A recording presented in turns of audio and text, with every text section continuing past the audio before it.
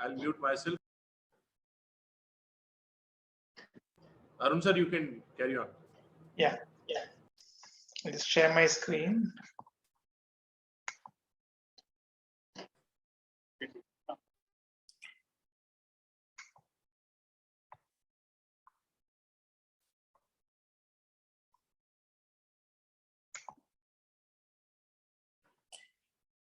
So,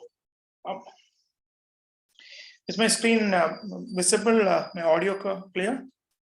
Yes.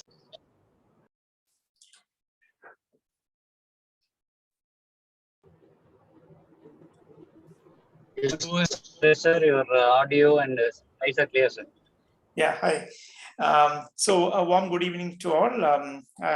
At the outset, I thank Smit for the opportunity to discuss this emerging concept, the therapy of both bradyarrhythmias and heart failure, that is physiologic pacing, or what we would call conduction system pacing. Before we start off the talk, my salutations to all our teachers at PGI, to whom I owe all whatever I know, and to all my friends from whom I constantly learn, and that learning is always an evolving process. They teach us day in and day out. So moving on to the topic, so let's start off with a clinical case scenario. Middle-aged female with a history of congenital complete heart block, preserved LV function before she underwent something, became symptomatic and gets a dual chamber pacer. And 1 year down the lane, she comes back with clinical features of congestive heart failure. Echo shows an ejection fraction of 30%. Device interrogation reveals that she's fully paced and has episodes of atrial fibrillation on the device.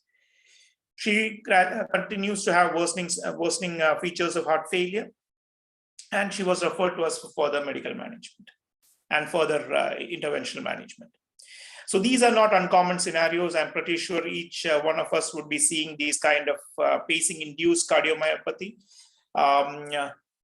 And this is precisely why this concept of physiologic pacing or conduction system pacing came in.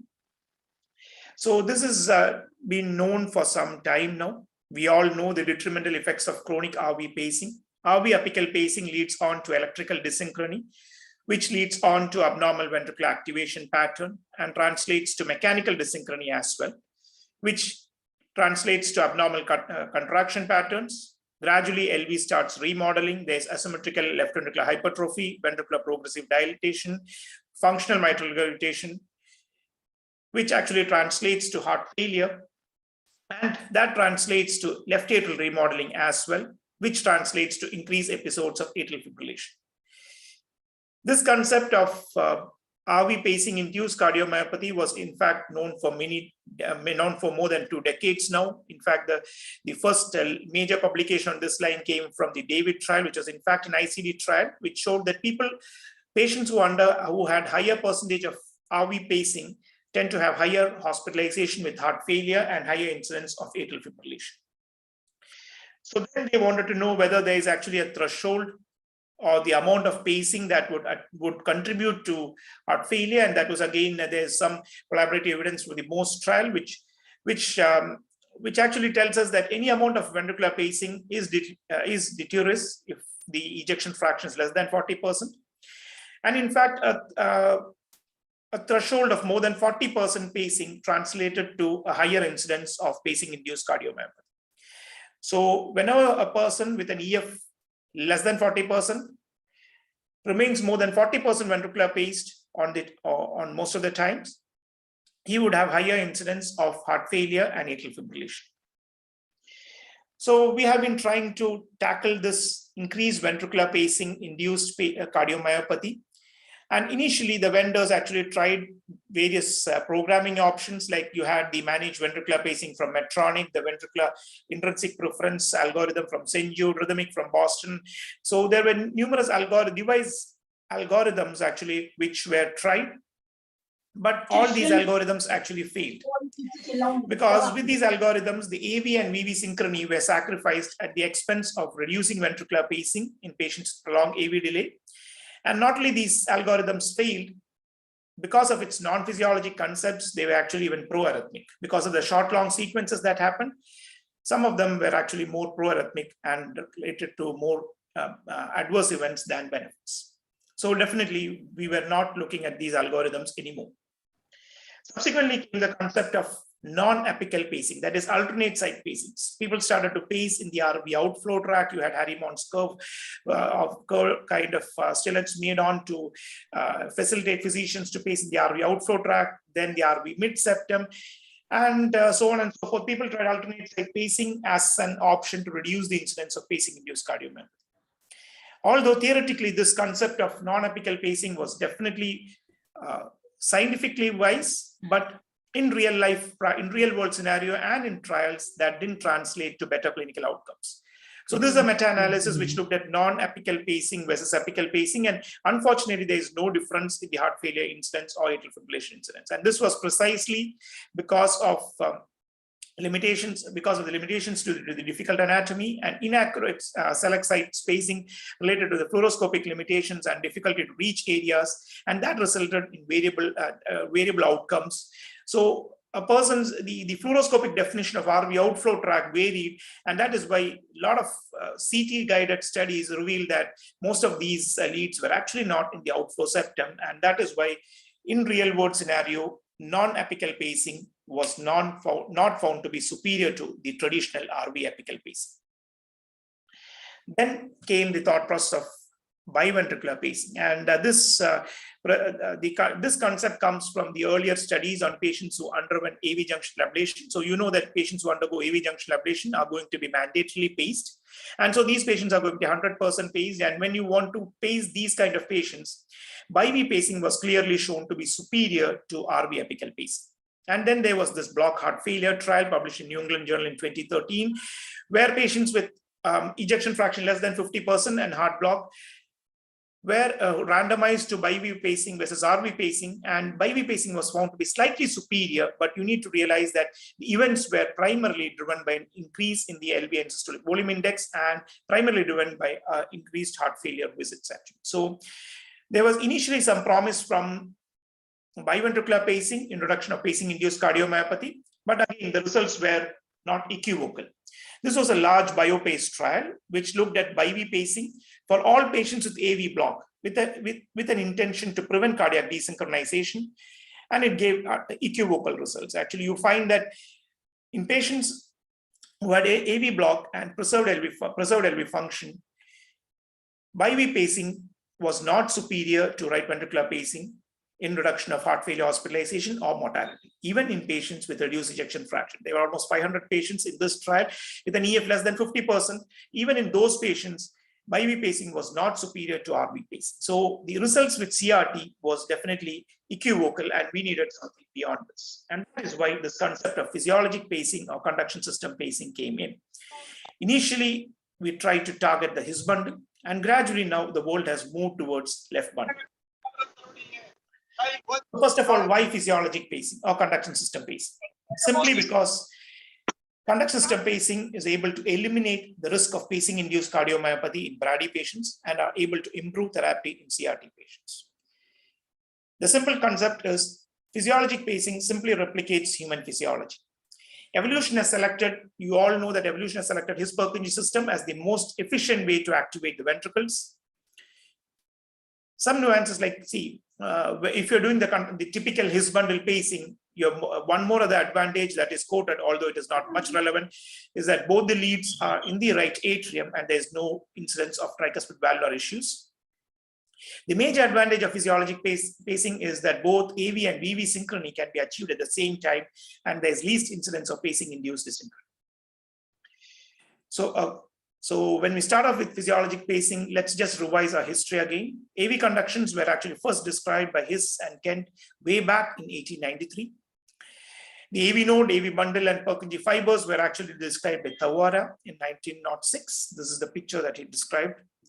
SA node was again described by Keith and Flack in 1907. And the concept of longitudinal dissociation That's very important, was described way back in 1990. So this is very important when you want to understand the role of physiologic pacing in correction of bundle branch blocks. So you can see the picture down where you realize that the fibers which are designed for left bundle and fibers which are designed for right bundle, they are actually segregated way back in the proximal His bundle itself. So in the His bundle, the fibers which are later on designated to become the left bundle are already separated very upfront itself. So there's longitudinal dissociation throughout the His bundle, and that is why if you have most of the cases of these bundle branch blocks are actually a block in the proximal His bundle, and when you pace distal to this site of block, you can correct these bundle branch blocks. In fact, the His bundle pacing was first described by Narula in 1977, so much before even many of us went to schools. And the first clinical experience with His bundle pacing was done by Deshmukh, and he published it in Circulation in 2000, where he described the feasibility of permanent His bundle pacing in 18 patients with dilated cardiomyopathy, with chronic atrial fibrillation, and who underwent AV junction ablation for atrial fibrillation with fast ventricular rates. In fact, Deshmukh used a bipolar screwing lead with a fixed non-retractable helix, and he was successful in 12 patients with just lead dislodgement in 2 patients. He could achieve pacing thresholds ranging close to about 2.4 volts, and EF improved from 20 to 31% in these patients. So although he tried in a small subset of patients, but this was definitely hypothesis generating. And subsequent to this, there were numerous trials which looked into this. Now, when we say His bundle pacing, which is your actual site of pacing? So the initial concept, the initial thought was to try to pace the proximal His bundle. That's where the site you see on the left side of the picture. But gradually, the whole world has shifted to pacing the distal His bundle site. And that's where you essentially have stable thresholds and better results. So you are actually trying to target this lead to the penetrating bundle of His, which goes in through the membranous septum. So the penetrating bundle of His actually goes through the membranous septum, which has an atrioventricular part. That is the part between the right atrium and left ventricle. We all know that tricuspid valve is more apical than the mitral valve. And on this part of the membranous septum, you have right atrium on one side and left ventricle on the other side. And that's where you try to capture the penetrating bundle of His. Essentially, that is why your His bundle pacing lead is going to stay in the right atrium, above the tricuspid valve, as shown in this picture. And at this side, you should have an EGM, which should have a small a very sharp spiky His bundle potential, and a larger ventricular electrogram. This should be the ideal electrogram signal at the site of His bundle, distal His bundle site base. And when you do His bundle pacing, this is the kind of QRS that you have. You can see a person with sick sinus syndrome undergoing His bundle pacing. You have the exact QRS like native AV conduction. And this is another patient having AV block who undergoes a His bundle pacing. And you can see you wouldn't even say that it's a paced QRS unless you find a pacing spike just before the QRS. The paced QRS is just 86 milliseconds. It is very narrow and sleek, just like how a native AV conduction would depolarize the ventricle. And that's how narrow, sleek QRSs that are produced by conduction system pacing or His bundle pacing. Now, autopsy studies have made us understand that there are 3 kinds of His bundle anatomies, and that's called type 1, type 2, and type 3. Essentially, type 1 is what is found in about 50% of patients, which is the normal penetrating bundle of His enmeshed in the membranous septum. Type 2 is a deeper His bundle, where you would actually, it will be found in about 30% of patients, where you would require the lead to be screwed in a bit deeper to capture the His Purkinje system. And that's where you essentially end up with a non-selective His bundle pacing. And type 3 is the shallow His Purkinje system, where you have the His bundle very, very superficial, and the lead would just screw into the His bundle directly very early. And you would actually have a very selective His bundle pacing, nearly pure His pacing as well. Now, what are the hardwares that we use for this? Medtronic were the first group of vendors who brought in with the lead and catheters for this. So the most commonly used lead worldwide for conduct system pacing is a Select Secure 3830 lead from Medtronic, which is an MRI compatible lead. It's a 4.1 French bipolar lead, available in 3 lengths, 59, 69, and 74 centimeters. It's a lumenless lead. That means there's no stylet in, with an exposed fixed screw. The helix actually is 1.8 mm, and the tip to ring is about 9 millimeters. So these measurements are important because that's how you ascertain how much depth this lead has actually screwed into the septum. So the helix is 1.8 mm, and the tip to ring is about 9 millimeters. And then the most commonly used sheath is the C315 sheath. It's actually a pre-shaped sheath. And recently, they have also launched the 304 deflectable sheath as well. This lead has been there for some time. It was earlier used for other pacing at other sites. And now, for the last many years, this has been selectively being used for conduction system pacing.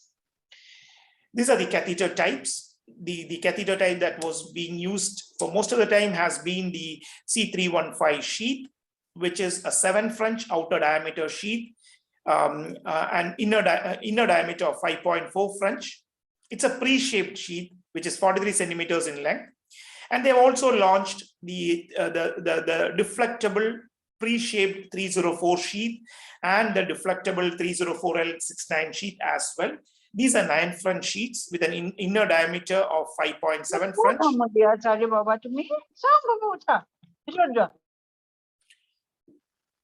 And this is how you hook up your unipolar pacing. So you have the tip to the black to the tip and red to the body, which can be connected to the wetlander or to the muscular tissue. And this is the kind of signals that you're looking at: a smaller A, sharper his bundle potentials, and a large ventricular potential. You can hook it up either to a EP system, which might show traces like this, or you can get it on your PSA with the cables being hooked up to the atrial channel. The settings being a gain setting of 0.05 millivolt per millimeter and a sweep speed of 50 millimeter per second. So this is the essential connections which your tech should be helping you out with. So you have the unipolar cables, actually black to the tip and red to the body, connected through the EP pin box. A jumper cables being connecting it to the PSA as well, and then connecting it directly to the EP system. So this is how essentially it is being done. You take up the C315 sheath, flush it. It has 2 lumens. You have to flush the sheath. Then take a conventional axillary or extrathoracic subclavian access. Have an outer sheath, which is essentially a 7 French sheath. And then through this outer 7 French sheath, you take the C315 sheath and take it with a wire, preferably to the right ventricle, and then take out the wire so that it gradually gets hooked up to the deflection. Would generally take it preferably to the septum, and as you pull it up, it comes to the his location. And then set your mapping system for the unipolar mapping. And you can find actually the his bundle potentials with a smaller A and a larger ventricular signal. And this is the site where you start screwing it up. So you start screwing it up with clockwise torque. You can see you can rotate the lead body clockwise to fixate this lead. And as you start screwing up, you are connected all well. You can actually see the injury current, or even on his potential. You can see the injury current, the his bundle injury current, which indicates that you're really screwed in well. And once you have screwed it in well, you pull back the sheath, typically check the electrical values, and then slip the sheath as you would do with a conventional CS sheath, and then take out the outer peel away sheath and then fixate the lead. Studies have shown that whenever you get a good his injury current, the immediate parameters, lead parameters and chronic lead parameters are definitely going to be more stable. Biotronic has also launched the conduct system tools recently. They have the Selectra 3D sheets, which are 7.3 French sheets, inner diameter, and 8.7 French outer diameter, which are available in 3 radiuses, 40, 55, and 65. 55 is the most commonly used radius. And for getting more proximal, you can use a 40 radius. And this 3D sheets would take these leads preferably to the septum. So you can use the conventional stylet-driven solia as leads. Only thing you need to prepare the leads using the stylet tool or the stylet guide is there, and take about 15 rotations to make the lead stiff, and then just screw in the lead through the sheath into the site of conduct system pacing. The Abbott has brought in with this Agilis-inspired Agilis Hisporo catheter, which also enables us to take the stylet-driven leads in.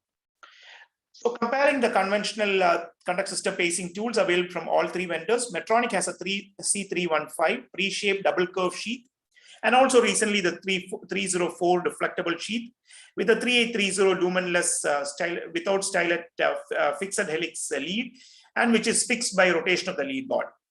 Biotronic has the Selectra 3D pre-shaped double curve leads available in 3 radiuses, which allows the conventional stylet-driven solia lead.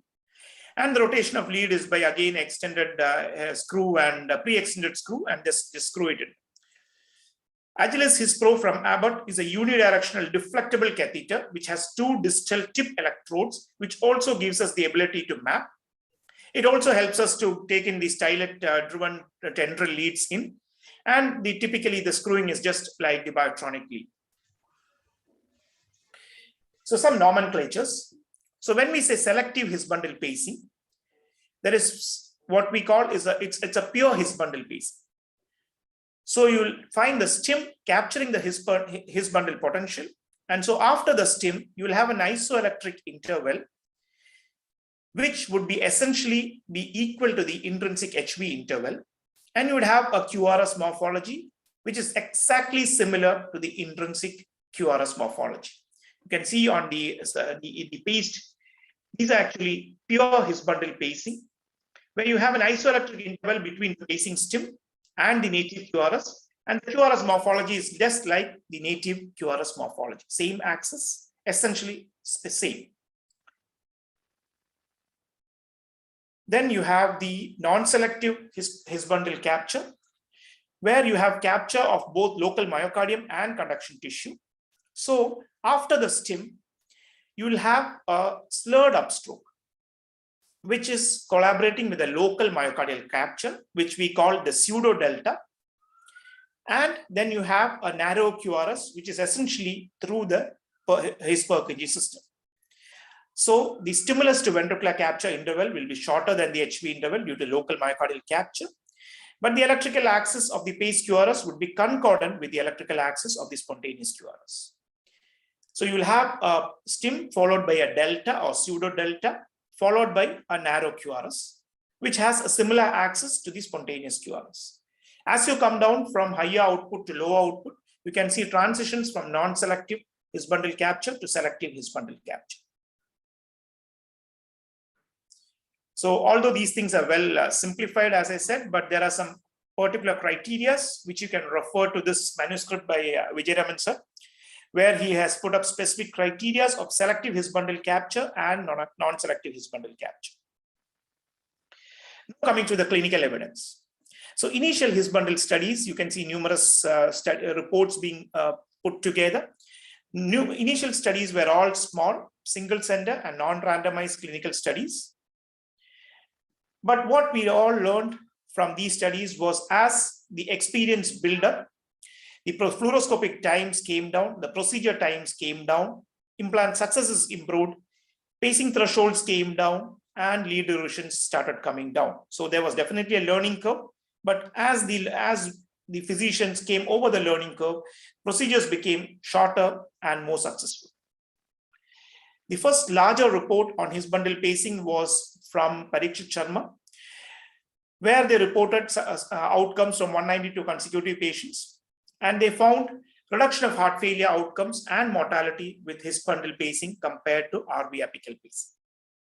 The biggest study published so far had about data from almost 844 patients, followed up from 2004 to 2016, where they found his permanent his bundle pacing to be safe and effective during long-term follow-up. The biggest meta-analysis had data from close to 2,348 patients from data compiled from almost 13 studies published in 2020, where they found that his Purkinje's pacing, his bundle pacing compared to RV apical pacing had improvement in ejection fraction, had a narrower QRS, unfortunately higher pacing threshold, and lower risk of heart failure hospitalization. So they conclude that his bundle pacing was definitely more suitable for treating patients with bradyarrhythmia. And one more thing that evolved from studies was there was actually not much difference between selective his bundle capture and non-selective his bundle capture. People, you need to be even just near the his bundle. So even if you have a distal his pacing, which is non-selective, your outcomes are just going to be similar to those patients who have a selective his bundle capture. The study with the longest follow-up is from Vijay Raman sir's group.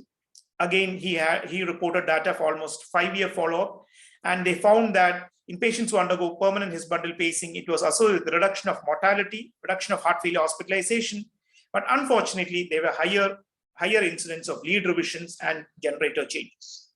And that takes us to the limitations of his bundle pacing. You would not be able to have a successful his bundle implant in about 10 to 20% of your patients. And you would not be able to correct bundle branch blocks because you have an infra his block below the site of your his bundle pacing. You would have higher thresholds in about 10 to 15% of your patients. About 3% of your patients would require lead revisions. Then there are issues of ventricular undersensing, far-field atrial oversensing, unfortunate atrial capture because your lead is essentially in the atrium. And there is a finite, smaller risk of injury to the conduction system with a 1% incidence of transient HB block and 3% incidence of right bundle branch block. And that is why we wanted something better than his Purkinje pacing. And that is why the world has shifted to left bundle pacing. We started slightly going lower down from the his bundle pacing site. And that's where we started capturing the left bundle. And why left bundle is primarily driven by the limitations of his bundle pacing. Because his bundle, you are trying to target a very narrow target. You are trying to capture the penetrating bundle of his in the membranous septum. It's a very small target. You have higher incidence of lead dislodgement because it's a more fibrosed area. There's higher chance of requirement for lead revisions, higher rise in thresholds on follow-up, undersensing, and early battery depletion. So when we say left bundle pacing, it is defined as a capture of the proximal left bundle trunk or its proximal fascicle, usually with an output of less than 1 millivolt at a pulse width of 0.4 millisecond. And the criteria is there should be a RBB or a QR morphology in V1 or demonstration of left bundle potential or an LV activation time, which should be between 70 to 90 milliseconds, and determination of selective and non-selective left bundle capture. So this is how a typical left bundle pacing would look like. You can find the right bundle or a right bundle conduction delay or the QR pattern in V1 and narrow QRS.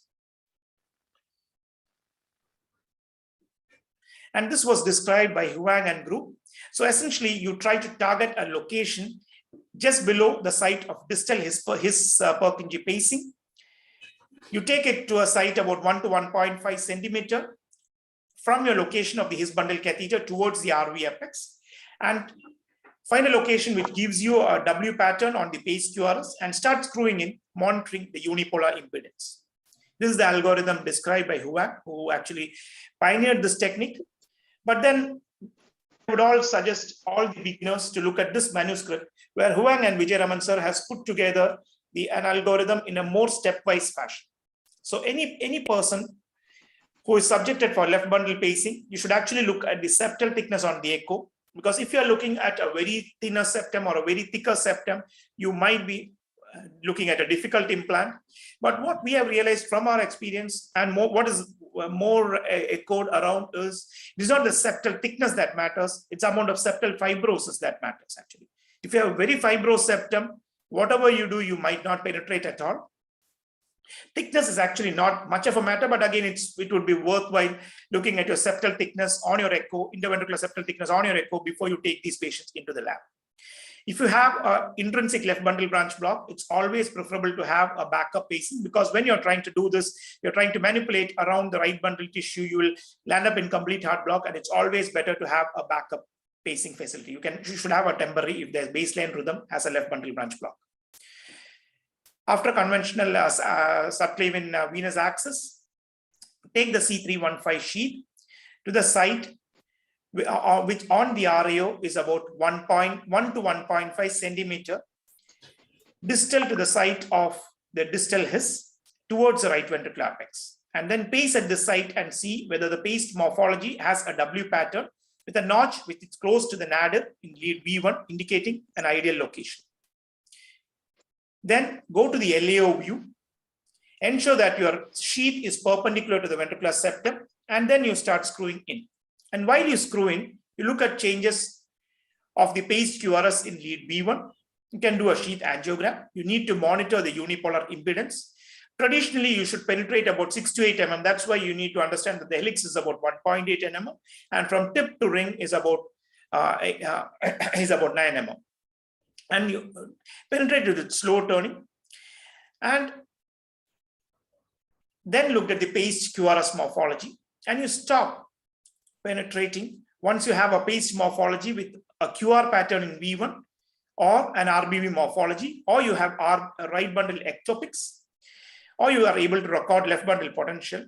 Then you look at the LV activation time, which should be short and should remain short and constant at low and high output. You should always monitor the unipolar impedance to avoid perforating into the left ventricle. So this is the ideal site. From the distal end of the his bundle site, you need to go 1 to 1.5 centimeter distal and towards the RV apex. On the LAO, start penetrating. Also do a sheath angiogram to look at the penetration. And the paced QRS at this site should have this W pattern, with lead 2 being positive and lead 3 being negative. And as you start penetrating deeper on the RV subendocardium, as you start penetrating, you will have this W pattern in V1. You lead 2 positive, lead 3 negative. As you start penetrating deeper, you can find this notch ascending up on the S wave in V1. And as you reach the LV side of the septum, you have this QR pattern or right bundle branch morphology on your unipolar paced QRS. You may also be sometimes fortunate to find or record these left bundle potentials, which you can record on the antegrade conduction or retrograde conduction, but these are sometimes not always seen. And this is how it is done. You find your location, just go on LAO and start just rotating with clockwise turns. You can see how quickly it moves into the septum if it is not fibrosed. And once you reach on the left side of septum, you also look at what is called an left ventricular activation time, which is nothing from the stimulus to the peak of R wave in V5 and V6. So what you look at is the LV activation time at lower outputs and higher outputs. On the RV subendocardium, you would have the LV activation time shortening just smoothly, just a little bit of shortening on the LV activation time. As you reach mid or near the left bundle, you would have LV activation time which shortens abruptly. That is from 85 milliseconds at lower output to 62 milliseconds at a higher output. That means at higher output, you are able to capture the left bundle, which is bit more deeper. And as you reach the target site or you reach near the left bundle, you would have LV activation time, which is really short and constant at low output and high output. That indicates your target site. So LV activation time does not shorten further, remains constant at low output and high output. And the impedance would initially gradually rise first as you screw in, and gradually as you reach near the LV endocardium, it would start dropping down by about 100 milliohms. It should not actually go below 300 ohms, actually, which indicates that you're perforated to the LV cavity. And if the impedance drops below 300 ohms, it is preferable that you take out the lead. It would have perforated, and better to go at a different site. The LV activation time would range between 70 to 90 milliseconds. Preferably, it should be less than 75 milliseconds and should remain constant at a high and low outputs. And you should also find a narrower QRS. Some tips: whenever you see a right bundle RBB ectopies, it indicates you are near the left bundle trunk, and it's better that you stop screwing and check your pacing potential, pacing parameters. If the helix actually extends into the LV cavity, you would actually find a drop in the impedance by more than 50%, or the absolute impedance being less than 300. You can actually also, you will find loss of capture. It's better that you remove the lead from that location and then go in at a different location, rather than just pulling in and keeping the lead in the proximal part. Left bundle potentials are in fact difficult to see. You should actually run your system at a 200 millimeter per second sweep speed to find this. High output bipolar pacing may actually lead on to anodal stimulation. Unipolar pacing via ring electrode is useful because it will show RV septal capture if the lead tip is deep in the septum. That indicates where you're penetrated deep enough. If the unipolar pacing from the ring electrode shows non-capture or an impedance more than 2000 ohms, it indicates that the ring is actually floating in the RV blood pool and that you can penetrate more. Transient right bundle branch block may occur during implantation, which generally resolves over time. In patients with typical left bundle branch block, rates of successful QRS correction are definitely higher. A typical bundle branch block is defined as no QRS notching or RS pattern in V5, V6. A typical right bundle branch block is defined as an R in V1, S Q wave in V4 to V6, or a QS pattern in lead 1 and AV. A successful left bundle capture is defined by 3 criteria, 3 out of 5 criteria, where you have the paced morphology having an RBV pattern or a QR pattern, presence of left bundle potential, and LV activation time from the stimulus to the peak of R wave in V5, V6, which remains short and constant at high and low volts. And you have to show selective and non-selective left bundle pacing or evidence of direct left bundle capture. If you want to implant a left bundle pacing without using the typical EP system, without using the quadripolar catheter for locating a fist, you can go by this the partition model. So here you are just going by fluoroscopic anatomy. So you go on the RAO30 view.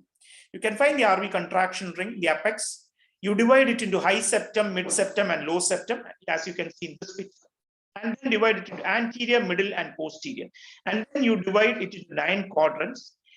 And you get the best left bundle potentials if you are in either quadrant 2 or quadrant 5. So these are your targets anatomically. So on your RAO30, you go at quadrant 2 or quadrant 5. Most of the time you would be successful. So if you want to do a left bundle pacing without an EP system, it's very well feasible. Anatomically go at this site on your RAO30 view. Take in the C315 sheath. Anatomically go at this site, go on the LAO, get your sheath aligned up, slowly penetrate the lead in. And you should always have back of the mind how thick the septum is. Monitor the unipolar impedance. Look at the LVAT at low output and high output, and look at the paced unipolar QRS morphology. Whenever you reach a QR pattern or an RBB pattern, you can stop there. Contrast angiography is seldom done nowadays, but there's no harm in looking at the penetration of the lead with the contrast angiogram. You all understand that whenever you are pacing the left bundle trunk, you will have a right bundle branch morphology, which might lead to slight small widening of QRS, as seen here. You can have an RBB morphology. In fact, this right bundle branch block as well. By using 2 techniques, you can either allow for native fusion. That is, if you increase the AV delay slightly, you will allow the native conduction system to depolarize the right side of the interventricular septum, and then use your pacing lead to depolarize the left side of the interventricular septum. So you use the native fusion by increasing the AV delay a bit, and you can see the loss of RBB morphology and the QRS being narrower. Another way is to use the anodal capture, because you know that the ring is at the RV end of the septum, and you can use anodal capture to correct the RBB morphology, which comes from left bundle pacing alone, to an LB with RV septal pacing, where you lose the RBB morphology. Again, there are case reports of all these pacing being done non-fluoroscopically. with the 3D mapping facility. Again, these are more for ornamental stake, at least in our setup, where this would add just to an additional cost. And generally, it cannot be done absolutely zero fluoro as it is described, because you actually need to see where your helix is, where your screw is. But again, there are numerous reports of almost zero fluoro or least fluoro times on Twitter, with various operators doing this across the globe. Now, after you implanted the lead, how do you program it? Essentially, once you have implanted a left bundle pacing lead, on your device, you should switch off the MVP mode and the capture management, because you want obligate his bundle pacing or left bundle pacing. And since we are looking at a particular threshold to capture the left bundle or the his bundle system, you would switch off the capture management protocols. There are numerous recent specific algorithms, device algorithms, which are trying to understand or trying to make the device wiser enough to understand his Purkinje capture or the contact system capture. Essentially, one of these algorithms look at two factors. One is on the near field, the time to peak EGM, which should be less than 40 milliseconds, which indicates contact system capture. And you also look at the far field QRS duration. If it is less than 120 milliseconds, both of these things indicate a selective his bundle capture. So the device understands contact system capture by a sharp time to peak and a narrower QRS. On your chronic phase, so essentially on your follow-up, these leads, we would consider an acute phase for as long duration as 3 months, because that's a time when these lead parameters evolve. And it is advisable to keep for his bundle pacing, the output at 5 volt at 1 millisecond pulse width, and left bundle lead, an output at 5 volt at 0.4 millisecond pulse width. And pulse width adjustments can be done provided you have very stable thresholds. You can decrease the pulse width to 0.4 milliseconds if your his capture threshold or bundle branch recruitment thresholds are less than 1.5 volts at 0.4 millisecond pulse width. It's preferable that you program 1 volt above the his capture threshold if you have a narrow QRS, or 1 volt above the bundle branch correction threshold if you have a baseline bundle branch block.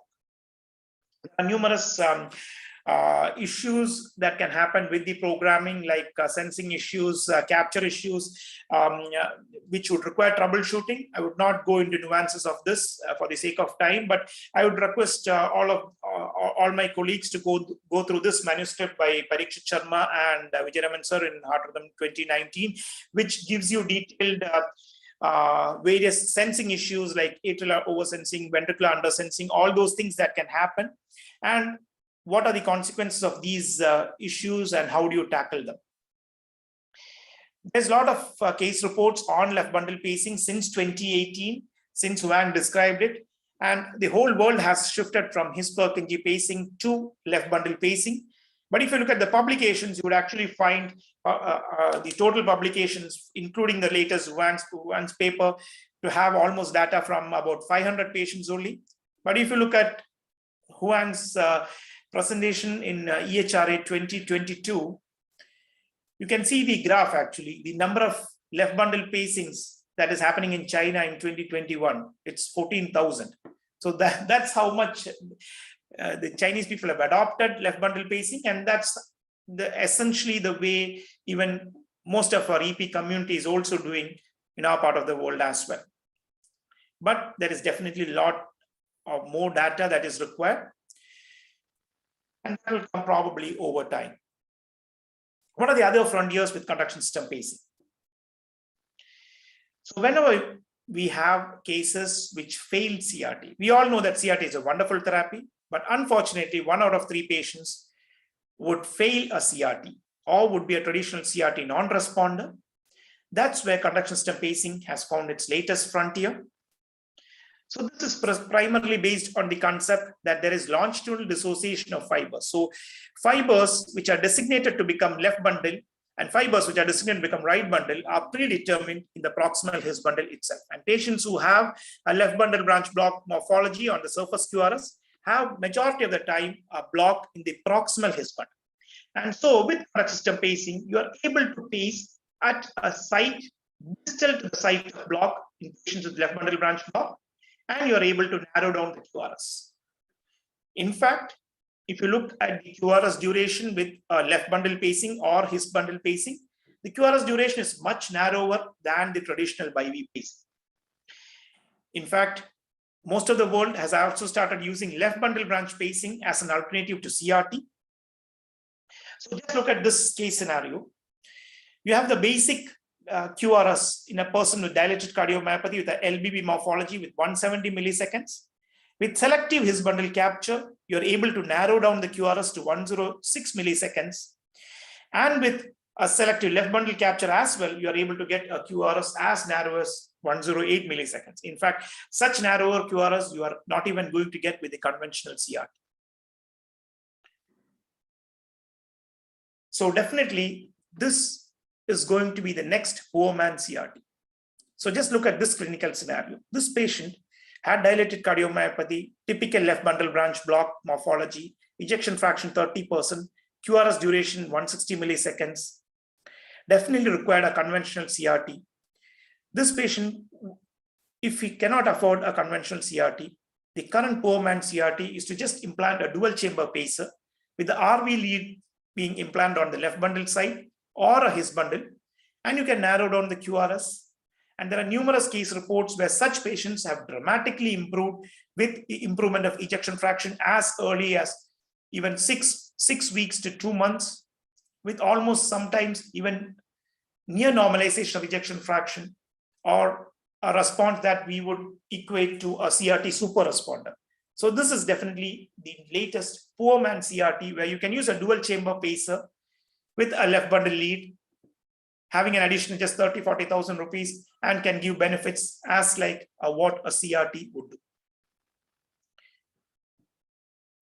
The next option is in patients with heart failure who have a non-LBB morphology, like heart failure with a right bundle branch block morphology. We know that traditional CRTs don't work in these cases, but conduct system pacing is definitely able to narrow down the QRS. Like this case has a baseline QRS of 146 milliseconds. With a conduct system pacing, you're able to narrow down the QRS to 98 milliseconds. The other very useful scenario is in patients who have recurrent hospitalization with heart failure, which is triggered by atrial fibrillation with fast ventricular rate or atrial tachycardias with fast ventricular rate. Here they have a tachycardiomyopathy, which leads on to heart failure. The ejection fraction would not be that bad, but they would have frequent hospitalization, which is triggered primarily by faster ventricular rates. And you are not able to reduce the ventricular rates with pharmacological management. You're not able to ablate off the AF. In these scenarios, the best option is to do an AV junction ablation and do a conduct system pacing. So you just require an AV junction ablation and a single chamber pacing with a VVI left bundle, which would give an instant response to recurrent heart failure hospitalization. Both can be done in a single setting. You can see the ablation technique as well as the left bundle pacings lead same fluoro itself. And the next frontier is a combination of best of both worlds. Patients who have IVCD kind of morphology and heart failure, you can use both the CS lead, that is the CS lead in the posterolateral vein, along with the left bundle lead to get the narrowest QRS that can happen. So you can see this scenario where the patient has a baseline wide QRS with LV pacing or the traditional bi-V pacing. You're able to narrow down the QRS so much. With left bundle pacing also, you're able to narrow down the QRS to some extent. But when you use both of them, that is, you have the left bundle pacing lead as well as the traditional coronary sinus LV lead. So what we call the left bundle optimized CRT or LOT CRT, you have the narrowest QRS and the best response. And the LOT CRT or hot CRT would work best in patients with IVCD kind of morphology QRS and refractory heart failure. It's very useful in pediatric patients with congenital complete heart blocks, where you are going to require pacing throughout the life, and it reduces the incidence of pacing-induced cardiomyopathy. And this is the latest frontier, where they have reported left bundle pacing as an alternative to CRT.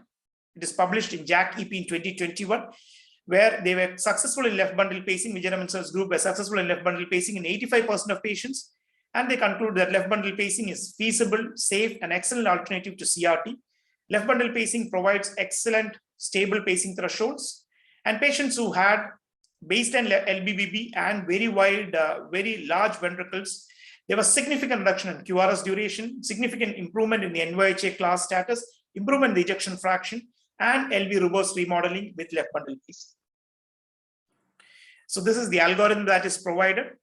Patients who have narrow QRS, to just preserve synchrony, you can use his bundle pacing or left bundle pacing. Preferably use left bundle pacing if there's an infrahisian block. People who have wider QRS who require resynchronization, if there's a typical LBB, typical left bundle branch block morphology, you can use his bundle as well as left bundle. His bundle provided you have a corrective threshold which is less than 2 millivolt. If you have an RBB morphology, you can correct it with either his bundle pacing or his bundle with anodal capture. If you have an IVCD morphology, you can try to correct it with his bundle pacing or left bundle pacing. And if it is not getting corrected, you can use the hot CRT or left bundle optimized CRT and get a resynchronization. So a quick comparison between his bundle pacing and left bundle pacing. Definitely his bundle pacing is more physiologic. You will get the narrowest QRS of all the lot, but you are trying to target a narrow target. You will have higher thresholds, higher dislodgement rates, late rise in threshold, earlier battery depletions, smaller R waves, and technically it is more challenging. On the other hand, left bundle pacing, you have a wider target to look at. You have thresholds which are stable, lower thresholds, lower dislodgement rates, no or late rise in threshold, good battery life, or good R waves, which can be used even for the sensing for ICD lead. Limited lead extraction data with both of them. LOT CRT is quite handy in patients who have IVCD kind of morphology, more easier than the traditional his bundle pacing, but you would always be limited by presence of a fibrous septum. What do the guidelines endorse? ESC gives a class 1C indication for patients who undergo AV junction ablation for refractory SVTs, and the ACCHA now gives a class 2A indication for using conduct system pacing in patients with AV block with an EF which is less than 50%, where it is presumed that pacing is going to happen more than 40% of the time. And class 2B indication for all patients with AV block. Again, probably in the latest guidelines, this is also going to become class 2A. So what would be the ideal candidate for conduct system pacing? Any patient with permanent AV block who has a narrow QRS, which indicates there is no infrahisial disease and a reduced ejection fraction. Patients who undergo AV junction ablation for refractory SVTs like atrial fibrillation or atrial tachycardias with recurrent heart failure. People who have pacing-induced cardiomyopathy with symptomatic heart failure. People who have had a failed CRT implant or as an alternative CRT implant, or in patients who are CRT non-responders. People who have refractory heart failure with an IVCD kind of QRS, where you can use either a hot CRT or LOT CRT. So to conclude, ladies and gentlemen, RV pacing has been associated with adverse clinical outcomes, including pacing-induced cardiomyopathy, increased incidence of atrial fibrillation, heart failure, and increased mortality. Physiologic pacing via his bundle pacing or left bundle pacing is definitely the way forward for any patient who requires RV pacing for most of the time, at least more than 40% of the time, especially for patients who have EF which is less than 50%. Physiologic pacing is definitely a novel option of resynchronizing patients with heart failure who fail by V or who have a non-LBB IVCD morphology or who undergo AV junction ablation or as an add-on as in hot or LOT CRT. Physiologic pacing is a new technology. A point of caution needs to be taken because we should await more data. There is again a lot of data which is coming up, but there are definitely concerns about the long-term durability of a lead which is staying deep in the septum, the effect of the LV septal contractile force on these lead. There are some case reports of successful lead extraction. We have also done a few cases where the lead comes out easily, but we are not very sure whether it is uniformly going to be easier the same way. And we are really not sure whether a part of this lead is going to be on the LV side of the septum, giving a finite risk of thromboembolism in future. But what we all decipher from what we have seen in the last many years is that physiologic pacing or conduct system pacing is likely to become the pacing modality of choice for all patients who require ventricular pacing in future. Before I conclude, I would really express my gratitude towards the teaching rounds done by Medtronic, which were done by Vijay Raman sir and Parikshit Sharma, and a lot of gratitude towards my friend Dr. Shanmo Sundaram, who's a pioneer in this field. A lot of us have learned this technique from him, and I hope to both of these teaching rounds for both this help in making this presentation as well as understanding conduct system pacing. So that's all from my side. I'd be happy to take on the questions. Yeah, I think. Thank you, Dr. Arun. That was great presentation. Many things were needed to be cleared up for, especially many of us who have started dreaming of doing a conduction system pacing. We did with Jena 2 or 3 cases here, and I guess we have Vadi here. Jena is held up with his hospital meetings, and Dr. Bhargava had his uncle had passed away, so he's in those rights. So I don't think many of us would have questions. I won't have, because your talk was so illustrative that many of the things got cleared up. But we have Vadi who can, Velu who can. Hi, sir. Smit, sir. Arun, sir. Nice meeting you all. Yeah, I think hi Velu. Hi. Nice. Yes, sir. Now, in our institute, now we are completely shifted to physiological pacing, almost all patients. Once in a while, when we can't through the lead into the septum, we change over to conventional pacing. But for that, and except for the patients with ischemic DCM, where the septum is scarred, so where we can't do left bundle branch pacing. So apart from this patients subgroup, we almost do conventional pacing, left bundle branch pacing for almost all the patients. So and definitely for Indian patients, this bundle is technically not feasible, because unlike in US where you can do lead revisions, if threshold goes up, all those things, we can't afford to do that, because our patients they don't want to come to the table for the second procedure. So we have shifted completely to left bundle branch pacing somewhere towards the end of the 2019. Now we have almost 3 years data nearing, and most of the patients, I will say, except for 2-3 patients, we have done closely around close to 600 patients. Some 2 patients of left bundle branch pacing required revisions, and 1 patient had gone threshold. But for that, most of them they are doing well. So I'll say left bundle branch pacing will definitely become, at least in the EP community, will definitely become the pacing of choice. But it's also not very difficult to train non-EP cardiologists, because as Dr. Arun sir has told, the fluoroscopy guided left bundle branch and presentation was very nice, sir. You have elucidated almost all the points. So we would like to take questions from non-EP cardiologists, actually, because we would like to know their perspective. Yeah, but at least don't discriminate like EP and non-EP. No, this is for everyone actually. As Velu said, it does not require an EP system. Everybody can do it. You just require a 12 lead ECG hooked up, and fluoroscopically it can be done actually. And a little bit of courage to start. No, sir. You don't need courage, sir. Actually, this is much safer than, I would say, the traditional lead, because you are in the septum. You can screw in safely. The chance of staying in the free wall. Most of the time when we tried mid septum in the traditional leads, most of the time we were never in the septum actually. Yeah. So I'll request Sajatya that he can come online and ask his question. The other question is by Dr. Ajay, but I don't see him now here. So his question is very simple. He is around. Can a non-electrophysiologist learn and do conduction system pacing? So probably this is what the lecture has been about.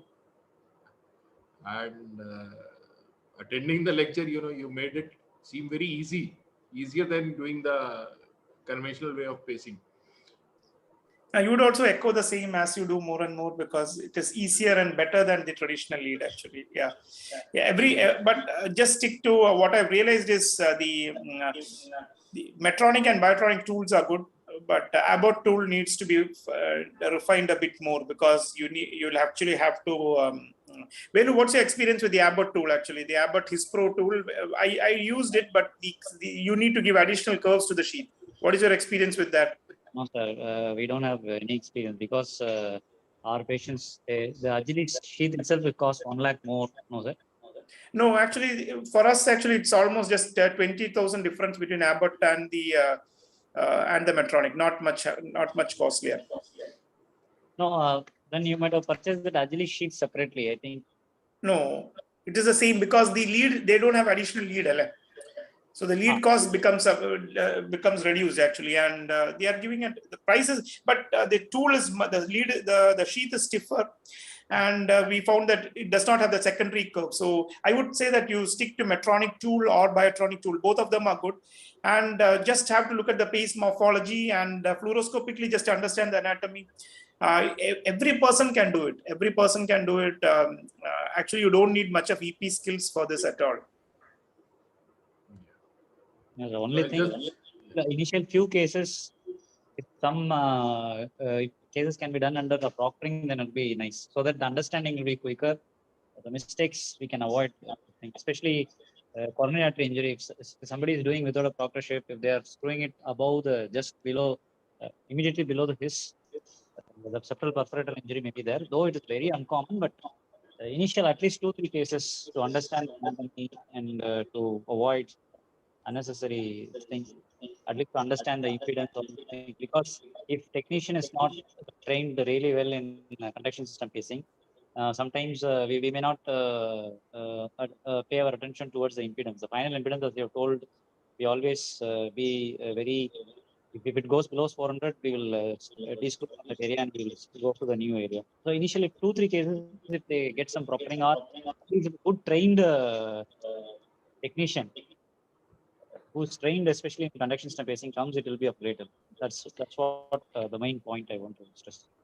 Yeah, see, as Velu said, they have completely shifted to conduct system pacing, but I'm not very sure whether some concerns might come out in future, because this lead, when it stays in the septum for so long, we don't know whether some wear and tear will happen because of constant septal contraction. These are all theoretical concerns, but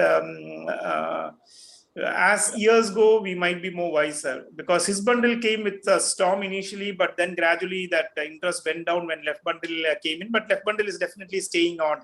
There are centers like Velu Center, which is doing 100% conduct system pacing. Probably as time goes, this would extrapolate, but definitely we need more data as well. So, yeah. Good evening, Arun sir, and it's a wonderful presentation. So my question is, it is not been approved from DGHS, and then how to counsel the patient regarding to do the CSP in patient with DCMP rather than to do the CRT. Okay, so first thing, till now, based on data, I still feel we have enough data with CRT. So always try CRT first. Always CRT first. I fully, Velu would disagree with me on this, because in their center, everybody goes for conduct system pacing even ahead of CRT. But I still stick on to the traditional way. I would go with a conventional CRT. If the vein has phrenic capture all the time, if the vein is on a scar, you are not able to narrow down the QRS, only then I go with the conduct system pacing. So only in cases where CRT fails, or a CRT non-responder, or an IVCD morphology of QRS, or a non-LBB morphology, like an RBB morphology, you want to narrow down QRS, only in those cases I would use a conduct system ahead of CRT. Otherwise, for the traditional DCM, LBBB, severe LV dysfunction, I would still first stick on to CRT, conventional CRT. If the conventional CRT is not able to narrow down, only then I shift to conduct system piece. Thank you, sir.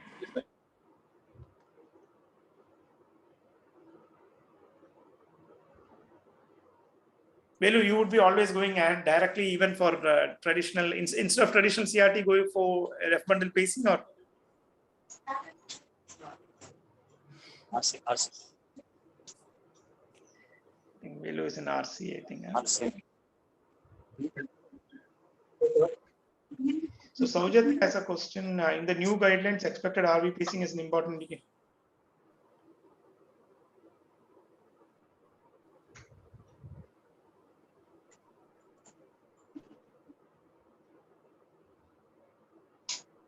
Okay, so Saujatia's question is like the guidelines say that if the predicted percentage pacing is more than 40%, and that is when CSP is preferred. So how would you predict the percentage pacing without a device being implanted?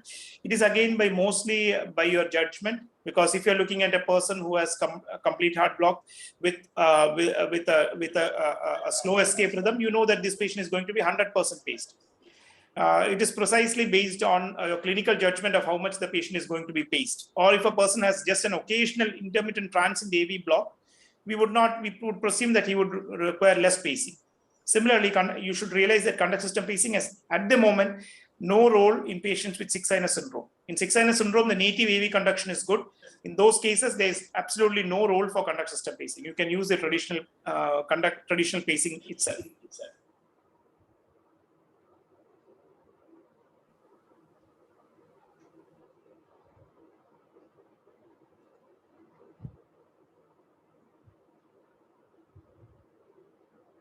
So I guess most of the questions are answered, and whenever we have any query, we'll approach you. Yeah, Velu, you have to say something.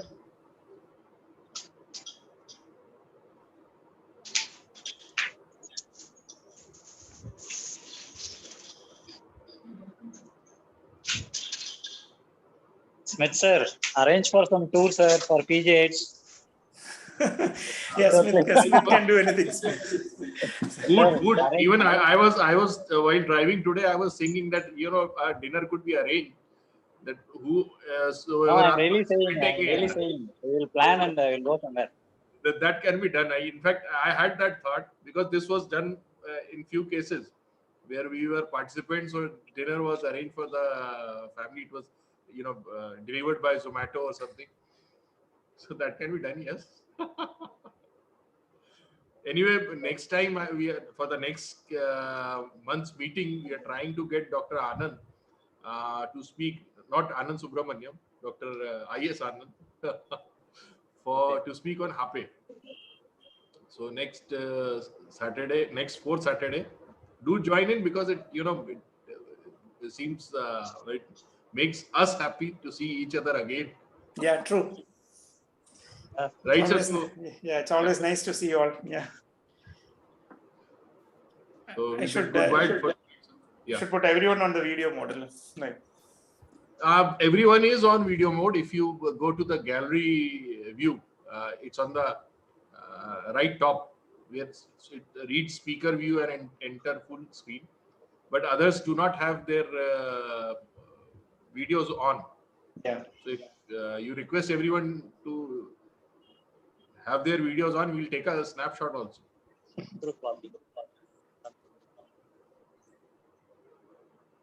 It's always nice to see you all. I hope you're Anupam is here, sir. Anupam is here. Dr. Anupam Jena. Sumit is here. Sumit is here. Mukul is here. Oh, Dr. Mukul. Mukul has finally come out of gym. Mukul has come.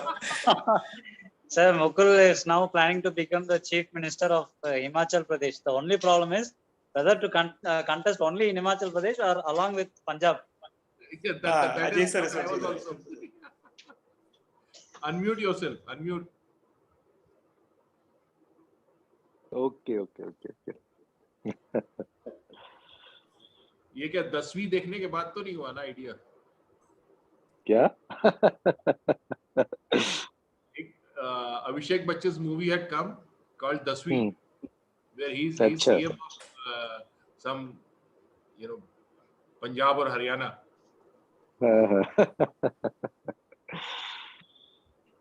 Chalo sir, I think Mukul's innovations are followed in PJ. In all wards, cardio ward 1 and cardio 2. Dr. Mukul has innovated few things which has simplified the life of residents there. Even today it's followed.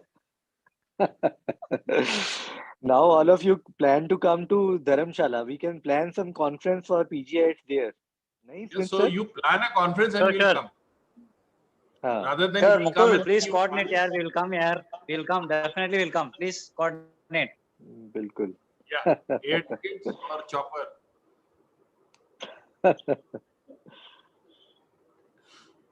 Right, sir? We'll Okay, thank you. Thank you. Okay, you. okay, sir. Okay, Thank sir. you. Good Thank night, sir. you. Good night. Thank you. Good night.